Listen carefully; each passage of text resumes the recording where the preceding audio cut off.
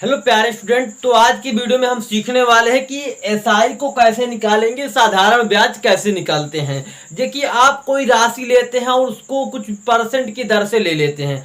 अब 3-4 साल 5 साल बाद जो आप राशि वापस करने जाते हैं तो आपको कितना रुपए का ब्याज लगेगा और कितना राशि आपको देना पड़ेगा, ये पूरा का पूरा इस वीडियो में हम सीखने वाले हैं।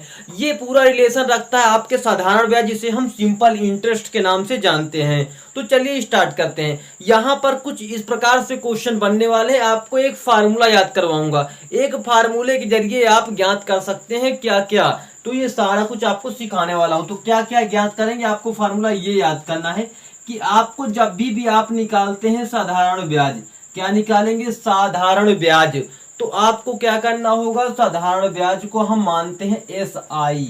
एस आई का मतलब सिंपल मतलब साधारण, इंटरेस्ट मतलब ब्याज, तो एस आई मान लेते हैं। अब होता है हमारा एक मूलधन। अभी बताऊंगा क्या होता है मूलधन और क्या होता है। मूलधन को मानते हैं पी। पी का मतलब होता है प्रिंसिपल, प्रिंसिपल का मतलब मूलधन।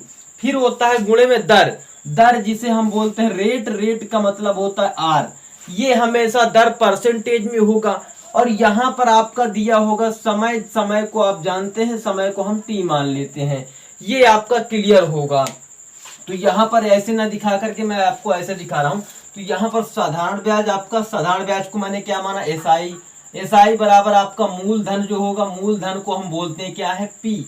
और क्योंकि प्रिंसिपल होता है, दर क्या होता है, दर आपका रेट होता है, इसे आर बोलते हैं, तो बड़ा आर ले लेते हैं। और यहाँ पर समय होता है, समय को हम मान लेते हैं टी, क्योंकि टी हमारा होता है टाइम। और इसके बटे में होता है 100 सबके। ये आपका फार्मूला होता है। यदि इसी का सही तरीका लिखाऊं तो मैं आपको पी आर टी बाई 100 याद कर लेना, याद हो जाएगा। ये पी आर टी का मतलब पी प्रिंसिपल, जिसको मूलधन, आर से रेट, दर जिसे, और टी से समय हो जाता है। ये आपको मालूम होना चाहिए, बटे में 100 होगा। ये आपका साधारण ब्याज निकल आएगा। तो अब कैसे निकालेंगे ये भी सीख लेते हैं। तो यहाँ पर आपका सवाल दिया है कि राशि 500 रुपए, राशि 500 रुपए को 5% वार्षिक ब्याज की दर से, साधारण ब्याज की दर से 3 वर्षों में कितना, 3 वर्ष बाद कुल ब्याज कितना होगा। तो ब्याज याद करना, कितने साल बाद, 3 साल बाद। अब दर कितनी है, दर का मतलब ये है आपका, देखिए दर क्या दिया है, आर बराबर आपका दिया है 5%। और क्या दिया है आपका, 3 वर्ष समय दिया है। तो टी बराबर आपका 3 वर्ष लिखा है। देखिए ये हमेशा वर्ष में ही होना चाहिए समय। अगर ये महीने में होगा तो 12 से भाग देंगे। यदि यही 3 महीना होता तो 3 महीने में हम 12 का भाग देते तो 1/4 हो जाता। तो ये आपका साल में बदल जाता। तो हमें हमेशा वर्ष में ही रखना है। तो यहाँ पर ये वर्ष में ऑलरेडी था, तो इसको हल करने के लिए हमें ये करना होगा कि हमें ये चीज आर बराबर इतना परसेंट, टी बराबर 3 वर्षों के लिए, और आपका प्रिंसिपल क्या होता है ये जाने, मूलधन क्या होता है। देखिए जो राशि आप किसी से उधारी में लेते हैं, देखिए ये उधारी ही होता है, उसके बाद ही ब्याज लगता है। यदि बैंक में आपने कुछ पैसा जमा किया तो उसका ब्याज भी आपको मिलेगा। तो जो ब्याज की दर होती है वार्षिक से होती है, और आपका जो समय होता है वो आपका सालों में मिलता है ब्याज। तो ब्याज कभी मिल सकता है, उससे मतलब नहीं वो छमाही तिमाही जो जो भी आपका संयोजन हो। पर यहाँ पर जो आपका ब्याज होता है, तो आपने 500 रुपए जमा किया, जो जमा किया या जो लिया किसी से उधारी पैसा, उसे हम बोलते हैं मूलधन, जिसे हम प्रिंसिपल बोलते हैं। तो मूलधन आपको क्लियर हो गया। तो ये मूलधन हमने मान लिया कि मूलधन यहाँ पर हमें मिला है 500 रुपए, हमने लिया है 500 रुपए राशि का मूलधन निकाल दिया गया है। अब इस फार्मूले में रख दीजिए, आपका साधारण ब्याज आ जाएगा। साधारण ब्याज कैसे निकालेंगे, एस आई बराबर सिंपल इंटरेस्ट आपको मालूम होगा। और यहाँ पे पी का मान, यहाँ पर आपका क्या दिया, आर का मान, टी का मान, पी का मान। तो हमें ज्ञात किसका मान करना है, हमें ज्ञात करना है एसआई का मान। एसआई मतलब सिंपल इंटरेस्ट, साधारण ब्याज। तो पी का मान 500 दिया हुआ है, आपको मालूम है। आर का मान आपको पता है 5% वार्षिक ब्याज की दर से दिया गया है, और 3 वर्षों के लिए ये समय दिया गया है, आपको 100 से भाग दे देना है। तो अब यहाँ पर इस जीरो से इस जीरो को कैंसिल करेंगे, दोनों जीरो आपके कैंसिल हो जाएंगे। अब बचा क्या है आपका, ये देखना है। तो बचा है आपका 5 × 5 × 3। आपस में मल्टीप्लीकेशन कीजिए, आएगा कितना, 75, कितना 75 आएगा आपका। देखिए 25 5 50 25 और 25 3 को 75। तो ये आपका साधारण ब्याज हो गया। अब यहीं पर अगर आपसे साधारण ब्याज ना पूछकर पूछ लेता कि आपका मिश्र धन कितना होगा, या कितना रुपए आपको देना पड़ेगा। देखिए आपने लिया तो 500 रुपए और इतने परसेंट वार्षिक ब्याज की दर से और 3 वर्षों के लिए लिया, तो अब आपको कितना रुपए देना पड़ेगा 3 साल के बाद। तो देना कितना पड़ेगा, देखिए लिए तो 500 रुपए थे, अब 500 रुपए के बाद 75 रुपए आओ तो आपको देना कितना पड़ेगा 575, और इसमें 75 रुपए आपका क्या है, ब्याज है।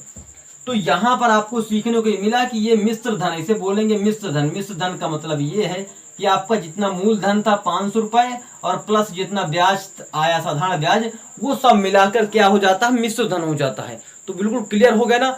अगर ये माइंड में चल रहा है तो आपको बहुत अच्छा सीखने को मिलेगा कि यहाँ पर आपको देख लीजिए कि आपको कभी कभी क्या होगा कि आपको ये चीज दे देगा और इनमें से कोई एक चीज गायब कर देगा। जैसे आपको देख देगा साधारण ब्याज इतना है, मूलधन इतना है, दर इतनी है, तो बताओ टाइम कितना, कितने समय में होगा। देखिए ऐसा भी क्वेश्चन दिखाता हूं मैं आपको यहीं पर से। अब आपको सवाल ऐसा देगा, ऐसा ना देकर के ऐसा देगा कि आप मान लीजिए कि पी आपका है 500 रुपए और आर है आपका 10% वार्षिक ब्याज की दर से, और टी आपको नहीं पता है कितने, पर आपका एसआई जो पता है आपको एसआई दे देगा, आपको एसआई जरूर दे देगा। एसआई देगा तो आपको एसआई मालूम होगा, एसआई मान लीजिए सपोज दैट 75 हो गया, तो अब आपको ये ज्ञात करना है कितने सालों में ये 75 हो जाएगा एसआई। नहीं 75 ना मान के मैं यहाँ पे 100 मान लेता हूँ, कितने वर्षों में हो जाएगा। तो यही फार्मूला लगाना यार। देखिए एसआई का मान आपको मालूम है कि कितना है, आप बता देगा साधारण ब्याज इतना है, मूलधन आपको पता है 500 रुपए है, आपको दर पता है 10% वार्षिक ब्याज की दर से दे रहा है, आपको सिर्फ समय चाहिए, समय का आपको टी मान के रख चलना है और यहाँ पे बटे 100 लिख देना है। अब यहाँ पर 0 से 0 कैंसिल करना है, ये 0 से ये 0 कैंसिल हो गया। अब क्या करेंगे, आप इस 0 से इस 0 को कैंसिल कर देंगे। क्लियर हुआ मेरी बात। अब बचा क्या, 5t बराबर 10, कितना बचा 5t बराबर, देखिए इधर 5t बचा और इधर 10 बचा। तो अब यदि t बराबर आप निकालेंगे तो कितना हो गया 10 बटे 5, ये इधर गुणे में था, इधर साइड में भाग में आ जाएगा, तो t बटे 5 हो जाएगा। t बटे 5 का मतलब 2 वर्ष, यही तो होगा ना, 5 दूना 10, तो 2 वर्षों में आपका इतना हो जाएगा। तो आपको ये सीखने को मिल रहा है इस चीज से कि आपसे ये सारों वैल्यू में कितनी वैल्यू है, 1 2 3 4, 4 वैल्यू में 3 वैल्यू देगा, एक वैल्यू पूछेगा तो आप ज्ञात कर सकते हैं। यही तरीका, आपको दर दे देगा और समय दे देगा, मूलधन दे देगा, दर पूछ लेगा, ब्याज भी देगा पर, लेकिन ठीक ब्याज जरूर देगा। यदि आपको इनमें से कोई चीज पूछेगा तो ये चीज जरूर देगा, तो इनमें से कोई एक चीज छोड़ करके वो पूछने की कोशिश करेगा। तो कुछ इस प्रकार से आपके क्वेश्चन साधारण ब्याज से बन सकते हैं। यदि आपको इससे अगला वीडियो चाहिए जो चक्रवृद्धि ब्याज के लिए होता है, तो आप बिल्कुल भी कमेंट करके बेझिझक बताइए, कमेंट करके मैं उसका भी वीडियो लाऊंगा और अच्छी तरीके से समझाऊंगा आपको, इसी प्रकार जैसे ये समझ में आया है। तो चलिए मिलते हैं नेक्स्ट वीडियो, तब तक के लिए